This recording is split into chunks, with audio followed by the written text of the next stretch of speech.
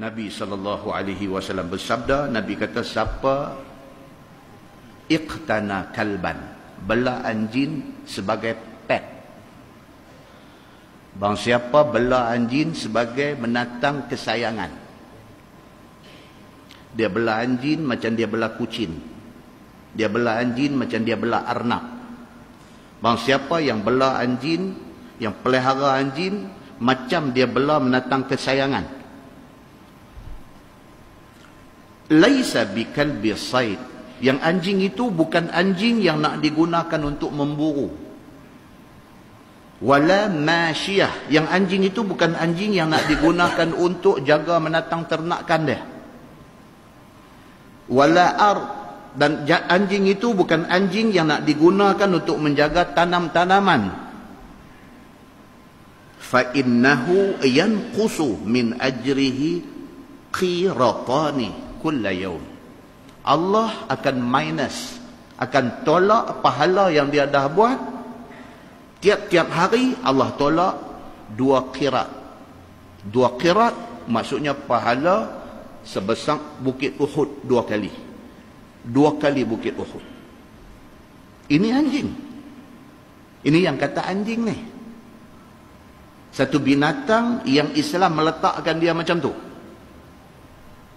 Kalau kita guna dia untuk tujuan-tujuan nak memburu, kalau kita guna dia untuk tujuan-tujuan untuk jaga menatang ternakan lembu kambing kita, kalau kita guna dia untuk jaga tanam-tanaman kita, tak apa. Tapi kalau kita guna dia, kita beli dia, kita simpan dia, kita pergi duk gomoi dia, kita pergi duk ambil gambar dukung dia, kita pergi duk cum hati hubun-hubun kepala dia, kita pergi duk selfie dengan dia. Tiap-tiap hari Allah minus, Allah tolak pahala yang kita duk buat ni. Kita sembahyang qabliyah subuh yang kata pahalanya khairun minad dunya wa ma fiha. Lepas sembahyang subuh kita duk baca Quran sampai 4-5 muka.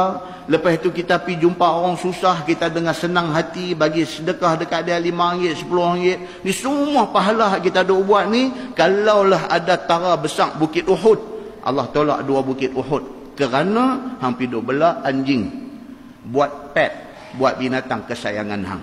Itu anjing.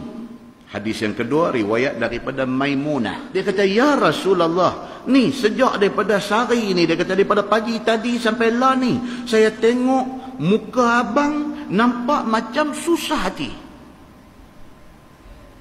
Maimunah tanya Nabi, dia kata, abang ada masalah apa? Daripada pagi tadi ni dah nak sehari dah, saya nampak abang ni nampak macam ada benda tak settle.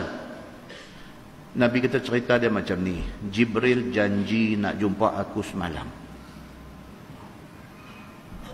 Nabi kata, semalam patut Jibril jumpa aku. Falam yalqani, Jibril tak mai. Mana aku tak susah hati? Jibril sudah janji dia nak jumpa aku semalam. Aku tunggu sampai siang. Jibril tak mai. Apa salah aku? Tak kena aku tang mana? Apa hal ni? Aku ditinggalkan dalam keadaan tertanya-tanya. Aku jadi tak seronok hari ni. Wallahi ma akhlafani. Nabi kata, demi Allah, Jibril bukan jenis yang menyalahi janji. Nabi kata, Jibril dia bukan macam orang. Jibril bukan jenis yang menyalahi janji. Kalau dia janji nak jumpa, dia mesti mai. Tapi pasal apa Jibril tak mai?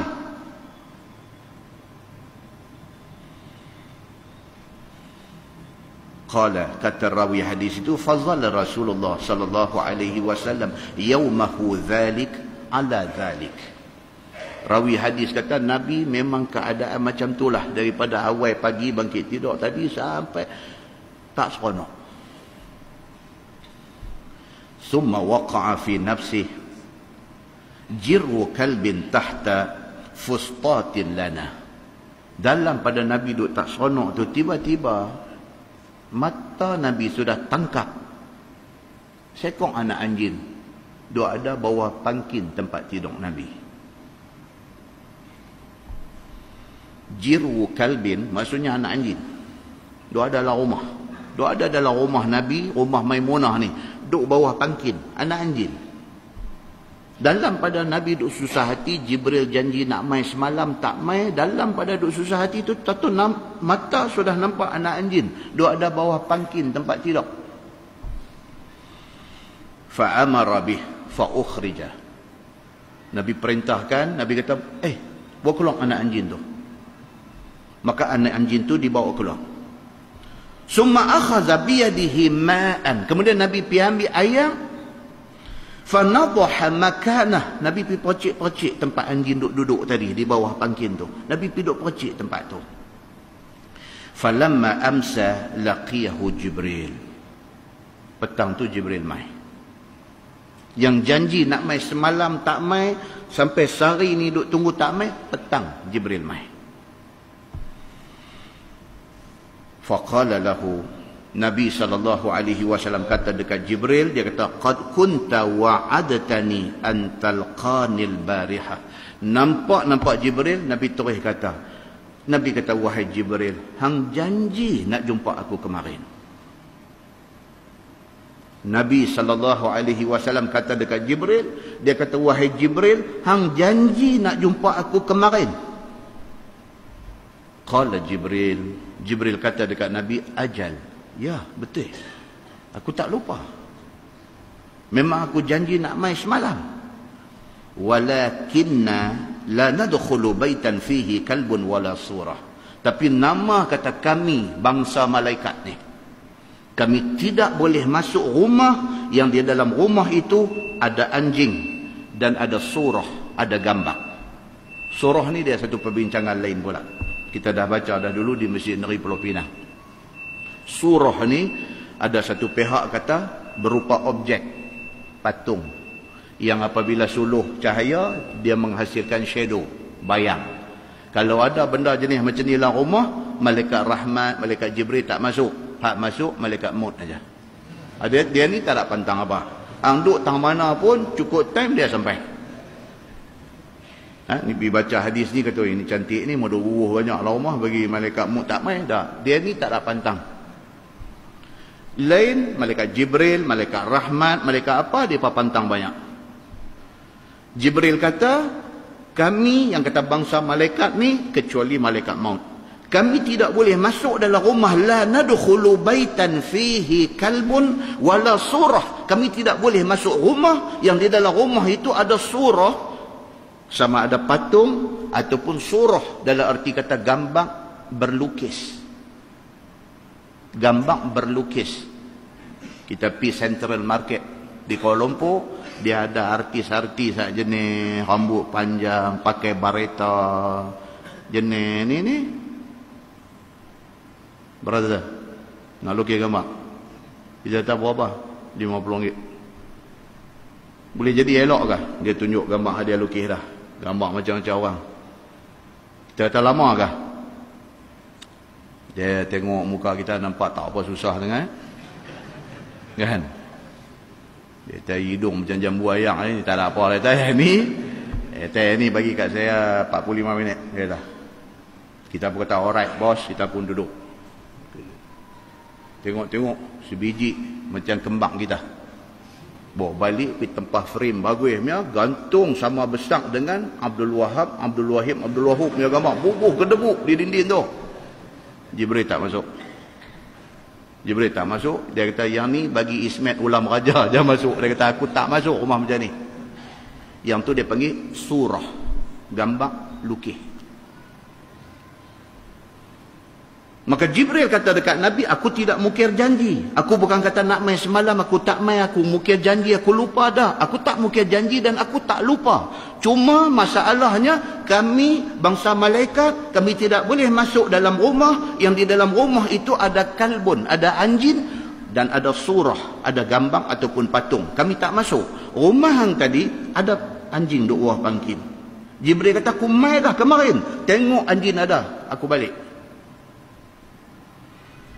فأصبح رسول الله صلى الله عليه وسلم يومئذ فأمر بقتل الكلاب. Nabi sallallahu alaihi wasallam lambat cerah pagi esok, Nabi panggil orang-orang dia, Nabi arahkan supaya bunuh anjing-anjing yang ada.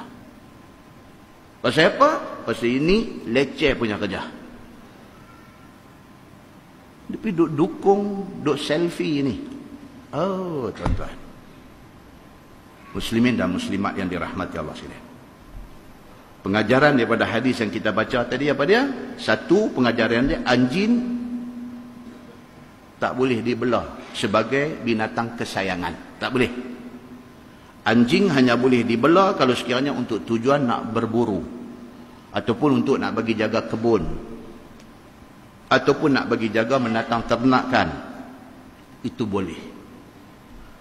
Pengajaran yang kedua, anjing kalau ada dalam rumah, malaikat Jibril, malaikat rahmat tidak masuk dalam rumah itu. Dan benda itu sabit daripada hadis Nabi sallallahu alaihi wasallam. Bahkan di dalam hadis riwayat daripada Jabir bin Abdullah radhiyallahu anhu, Nabi sallallahu alaihi wasallam bersabda, Nabi kata, "Alaikum bil aswadil bahim, dhi an-nuqtataini fa innahu syaitan." Atau kama qala, hadis sahih riwayat Muslim. Nabi sallallahu alaihi wasallam bersabda, Nabi kata, "Alaikum bil aswadil bahim." Menjadi kewajipan hampa pi bunuh anjing hitam. Bahkan anjing hitam itu dhi an-nuqtataini, yang ada 2 titik putih di body dia. Dalam setengah tafsir hadis ni, dia kata apa? 2 titik putih itu ada di kening dia. Itu tafsiran hadis. Tapi dalam hadis dia tak sebut di mana. Dia kata anjing hitam yang mempunyai 2 nuqtah, 2 titik putih. Pasal apa? Fa innahu syaitan. Nabi kata kerana itu bukan anjing sebenarnya, itu jelmaan syaitan. Tuan-tuan nak percaya, tak mau percaya, tuan-tuan punya pasal. Itu hadis Nabi. Kan? Takut juga bila duk baca benda-benda macam ni. Sekali ada pencinta anjing pula duk dengar lagu duk ayak mata belenang, dengar dia kata ni awak ni duk abang suruh bunuh anjing pula. Ya Allah, awak dah ada manusia zalim kejam macam ni. Tak mau. Kita baca hadis. Hadis abang macam tu. Tidak bermakna Islam ini satu agama yang nak berlaku zalim, nak buat tahana, nak buat naya anjing. Tak. Pasal apa? Pasal di sana ada hadis Nabi SAW cerita pasal imra'ah bari. Nabi SAW cerita dekat sahabat-sahabat. Nabi kata, dulu ada satu kes, satu orang perempuan pelacur. Satu perempuan bari, perempuan jahat, pelacur. Tiba-tiba satu hari, ra'at kalban fi yaumin harin. Dia nampak anjing pada hari yang sangat panas, hari yang panas terik.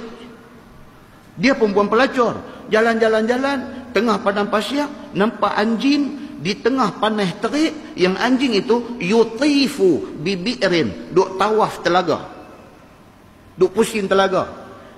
Dia dahaga yang teramat sangat. Tapi apakan daya, dia anjing. Dia nak turun pergi ambil air tak boleh. Dia duk pusing telaga tu. Dia duk pusing telaga tu. Qad adla'a lisanahu minal atash. Nabi kata lidah dia duk terjelan. Pasal terlampau dahaga anjing ni. Fanaza'at lahu bimuqiha. Perempuan pelacur ni bila tengok anjing ni dahaga yang amat sangat, dia jatuh kesian. Dengan menggunakan kasut dia pergi cedok air telaga, bagi anjing ni minum. Nabi kata faghfira laha, sebagai balasan kepada dia buat baik ke anjing itu, Allah ampunkan dosa dia. Hadis itu hadis sahih riwayat Imam Muslim. Hadis itu bukan dalil untuk selfie dengan anjing. Hadis itu adalah hadis yang nak bagi tahu dekat kita bahawa anjing ini walaupun dia binatang yang najis, walaupun perbahasan tentang najis tu pula dia main satu bab pula. Ada sebahagian ulama kata najis, seluruh badan dia tu najis. Ada sebahagian ulama kata no, kalau kita kering dia kering, pegang tak apa. Kalau salah satu parti, salah satu pihak basah pegang, najis, kena sama 1 ayak tanah 6 ayak mutlak. Ada sebahagian ulama kata, no, yang najis tu cuma air liuk dia yang duk melenjar dengan najis dia bila dia berak dan kencing. Hal lain tak najis. Itu perbincangan. Tapi pokok pangkalnya, anjing ni binatang najis. Itu pokok pangkalnya begitu. Di mana najisnya, Allah yang lebih mengetahui. Tetapi petunjuk daripada hadis Nabi SAW duk mai dekat kita. Tuan-tuan, apakah sebaik-baik petunjuk kepada kita? Sebaik-baik petunjuk kepada kita ialah hadis Nabi SAW dan Al-Quran itu sendiri. Detail petunjuk hadis. Nabi SAW kata, bekas ayam yang dijilat oleh anjing itu akan jadi suci apabila kita basuh bekas yang anjing jilat tadi ini dengan 7 kali air. Sekali yang pertamanya dengan air tanah. Hadis itu hadis sahih riwayat Imam Muslim. Maknanya anjing tu dia pergi jilat bekas, satu besen ada air dalam tu, dia main jilat air tu. Bekas tu kena sama. Najis tak najis anjing ni? Najis. Tapi walaupun dia satu binatang najis, boleh tak boleh kita pergi buat tahanan kat dia? Saja-saja lalu tepi dia, ambil paupah-nyok ke depan bagi belakang dia. Saja-saja tengok dia duduk tidur, pergi ambil batu hampuk atas belakang dia. Adakah itu Islam suruh? Islam tak suruh benda tu. Islam suruh kita berlaku ihsan kepada setiap makhluk Allah yang bernyawa. Tapi sampai nak buat satu kempen, nak pergi hajar orang, itu tak disuruh. Padan dengan habang aja. Ini anjing, cerita dalam agama dia macam ni. Kalau terkena najis dia kena buat macam ni. That's all. Saya yang paling kesian dalam episod ni dekat ustaz tu lah. Ustaz Iqbal ke apakah nama dia. Tuan-tuan boleh masuk internet, boleh tengok. Masya Allah, orang bagus. Dan trend masyarakat kita hari ni, bukan nak ambil tahu daripada A sampai Z. Dia nak buh Allahu Akbar. Tuan-tuan, kita baca dalam Facebook, mereka punya duk hantam ustaz ni, Masya Allah. Walhal dia tak dengar pun apa ustaz ni cakap di dalam program ni. Tuan-tuan boleh masuk internet, boleh keluar balik YouTube. Dia bercakap daripada awal sampai habis. Dia explain everything, cantik.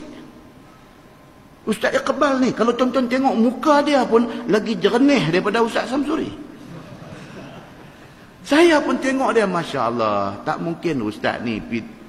Orang duk buh dia, sedangkan orang tak tahu apa cerita sebenarnya. Tuan-tuan, awat kita jadi macam tu. Lagi baiklah kita pergi sebut Subhanallah wa bihamdi.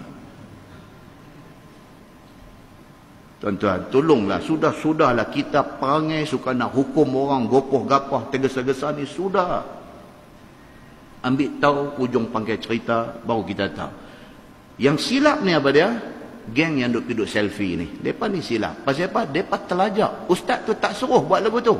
Mereka yang terlajak pergi buat lagu tu. Muslimin dan muslimat yang dirahmati Allah sekalian. Pengajaran daripada semua yang kita baca tadi apa dia? Satu, walaupun anjing tu binatang najis, tapi kita tetap dijanjikan pahala kalau kita ada ihsan, tolong dia. Satu. Yang kedua, jangan tak pasal-pasal kita pergi buat tahanah dan buat naya kepada makhluk Allah yang bernama anjing. Jangan. Yang ketiga, tapi kita tak disuruh sampai ke tahap nak pergi dukung, nak pergi duk peluk, nak pergi duk cium anjing. Tidak disuruh oleh agama kita. Yang keempat, saya secara peribadi, saya rasa tak perlu kempen seumpama itu. Yang kelima, dengan ini saya mencadangkan kepada jemaah Masjid Al-Muttaqin, kita tutup topik touch a dog ini. Saya mencadangkan supaya tajuk ni tutup. Kita banyak benda lain nak bincang. Dan yang keenam, kita gantikan duk bercakap pasal anjing tak habis-habis upah hari dah ni dengan zikir kepada Allah. Kerana berzikir itu kita dibanggakan oleh Allah di depan malaikat.